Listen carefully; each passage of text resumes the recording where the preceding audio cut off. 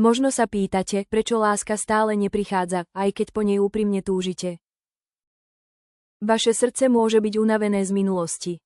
Navonok túžite po láske, ale vnútri si možno ešte stále dávate odstup. Veľa energie dávate do povinností, práce, zodpovednosti alebo dokazovania si vlastnej hodnoty.